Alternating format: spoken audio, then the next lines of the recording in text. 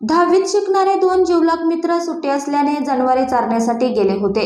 तलावाजवळ गेल्यानंतर दोघेजण पोहण्यासाठी पाण्यात उतरले, मात्र त्यांना पोहता येत नसल्याने दोघांचाही पाण्यात बुडून मृत्यू झाला।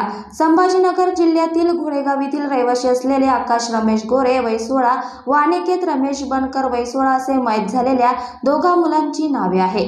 दरम्यान या प्रकरणी अधिक माहिती अशी की आकाश आणि अनिकेत हे दोघे जिवलग मित्र आहे। दोघे घोडेगाव येथील सद्गुरू जैनेश्वर माध्यमिक विद्यालयात 10वीच्या वर्गात शिक्षण घेतात।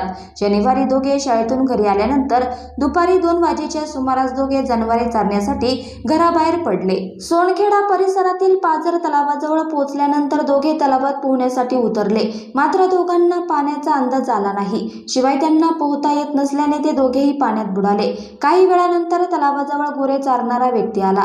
यावेळी त्याला तलावाशेजारी कपडे व चप्पल पडलेली आढळली। यावेळी काहीतरी अनुचित प्रकार घडल्याचं त्या व्यक्तीच्या लक्षात आलं। त्यानंतर तात्काळ त्याने ही माहिती ग्रामस्थांना दिली। घोडेगाव सोनखेडा येथील पट्टीच्या पोहणाऱ्याने तलावात उतरून दोघांचा शोध घेतला। अथक प्रयत्नानंतर दोघांचा मृतदेह पाण्यातून बाहेर काढण्यात आला। दोघांच्या कुटुंबाला माहिती मिळताच नातेवाईकांनी टाळं फोडला। दोन्ही कुटुंबावर दुःखाचा डोंगर कोसळला असून गावकऱ्यांनी हळहळ व्यक्त केली आहे।